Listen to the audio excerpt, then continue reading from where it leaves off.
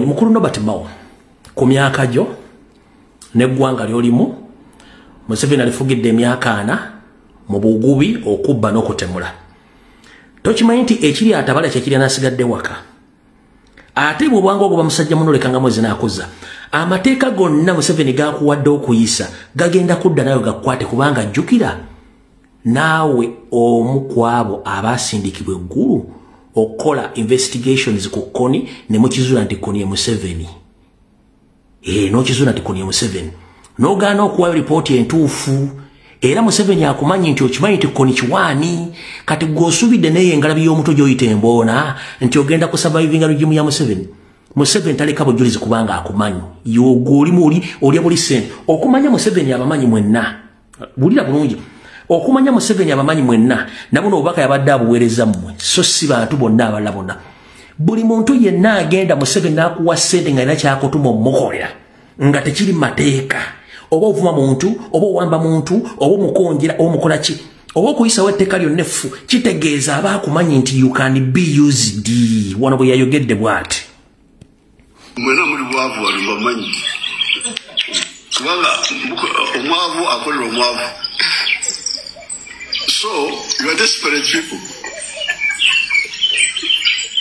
You are desperate. So, because you are desperate, you can be hired by anybody. Get of men or get of me good question. Or get of already move for several mercenaries. I was thinking of a pines. So, mwami Norbert Mao. Ndowooza olidde statement gw'oyita Mukamaawo. Akugambye mwenna muli baavu mukozesebwa.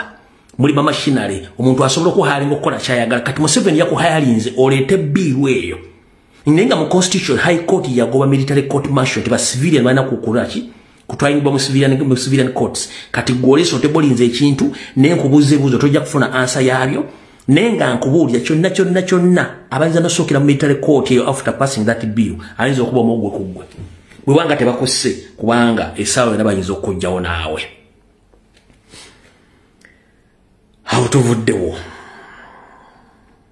tukyayite no wansi mpola mpola kubanja la kubiyitamu lukwabaayo then tuleke tugendeyo mwagala.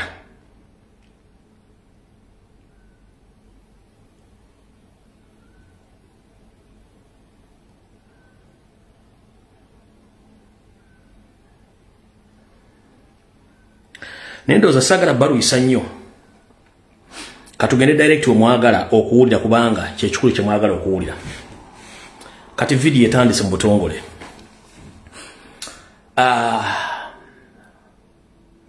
Abasinga obungi mwenna kyemmaze okukolako research n'okuzuula era nkinoonyerezaako nnyo. Abasinga obungi bannayuganda temusalawo okusalawo mulina kutono nnyo. Ekyokubiri mulina olusaasasa.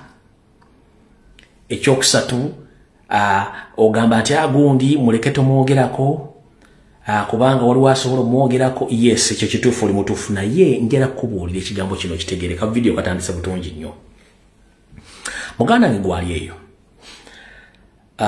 Ensi mwe tutambulira tusanga ebizibu bingi nnyo. Gobadde okimanyi nti mu bulamu bwaffe ng'abantu ebitundu 5 ku buli 10 ku bulamu bwaffe famire zitukolako damage okutuzza emabega. Gomanyi nti okusirana ku family contributing ko ebitundu 5 ku buli 10. Either taata wo muto, taata wo yennyini, maama wo, baganda bo, basenga bo, family yizo contributing kugwako bw'okulemererwa ku bulamu bwo ebitundu 5 ku buli 10. Lwaki?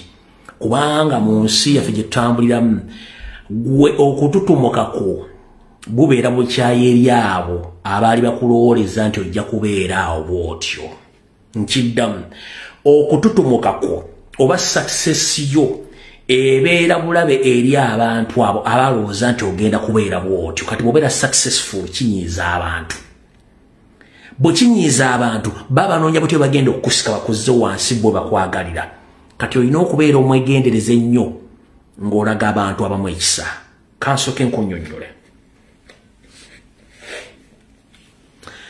Abangoberedde okuva mu campaign z'ekyaddondo ne tujja muzo wa parliament tuze muza president buli kimu. Nakola statement nembagamba nti President Robert Kyagulanyi Ssentamu alina ebimosomooza bingi ne mu family mu ebiri. Nakola statement eyo giri ku social media sigijjaayo ate sirigiddamu nagikolemu sirigiddamu.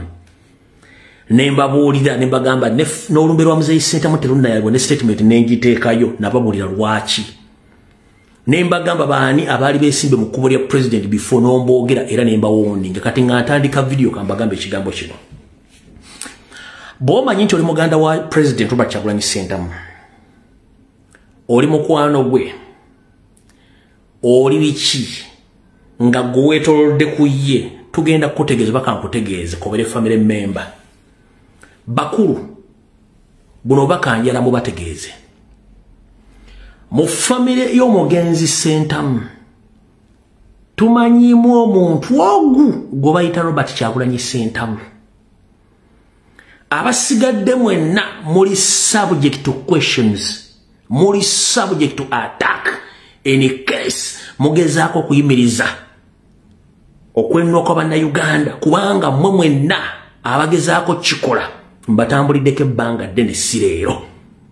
Muli subjected to questions and attack anyone, attack anywhere, anytime, as long as muyimirira mu kkubo ly'omwana oyo oba lya president. Lwaki? Nga sinagenda wala nnyo, njagala okusooka okwebaza. Nga sinagenda wala nnyo njagala okusooka okwebaza abazadde abaaza Robert Kyagulanyi Ssentamu, okuli omugenzi Ssentamu saako ne maama waffe omukadde eyazaala Robert Kyagulanyi Ssentamu. Mwe balinyo mubalire ddala kuba Katonda abawummuza. Njagala otwala obukwebaza kuno eri mwenna abaaweerera abaaliisa abaakuza Robert Kyagulanyi Ssentamu baganda, mwe balinyo mubalire ddala. Ekyo mwakola omulimu gwa ttendo nnyo era tubeebaza tetubabuusabuusa kiki mwakola. Naye wano wali okulera okukomba essowaani wewa.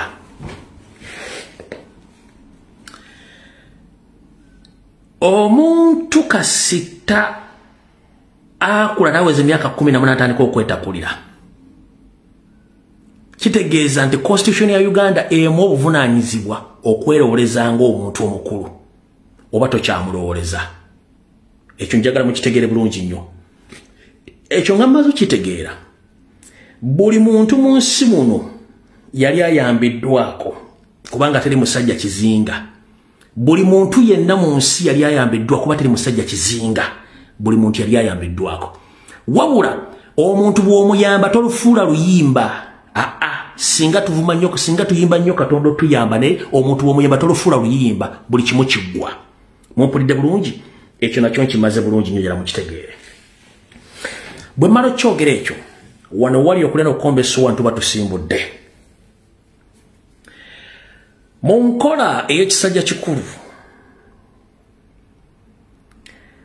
nze gomulabawo nababulya wenziikibwa nafuuka mwana wa ggwanga era n'abagenda okunziika sibamanyi. Nafuuka mwana wa ggwanga n'ebizibu byantuukako ggwanga liryalwana sinze saamanya.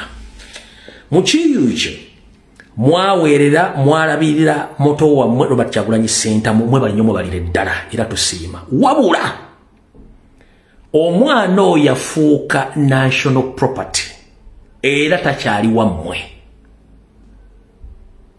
Yafuuka national property takyali wammwe. Lwaki? 1. Kansoke malo babuulira mu batanategeera bulungi nnyo. Robert Kyagulanyi Ssentamu omukulembeze omulodwa olw'eggwanga, abantu ba family muyina olukusa okumusanga mu makaage oba mu meeting y'ekika. Teri mwana wa nkyukakyuka oba wa national platform wa people power agenda kubakwatako oba banyigako nga president ali mu lukiiko lwa kika mu meeting ya family oba ali mu makaage nga mutudde, no problem, teri buzibu. The moment president wabanga atali mu meeting ya kika nga ali ku national unity platform, afuuka national treasure oba national property. Ompulya bulungi nnyo? President wali mu meeting ya kika tetusobola mwogerako. bwaba ali mu family meeting tusobola mwogerako, n'obadde ne mukyalo ne family ne babbi ewaka tetusobola boogerako, bali mu byabwe.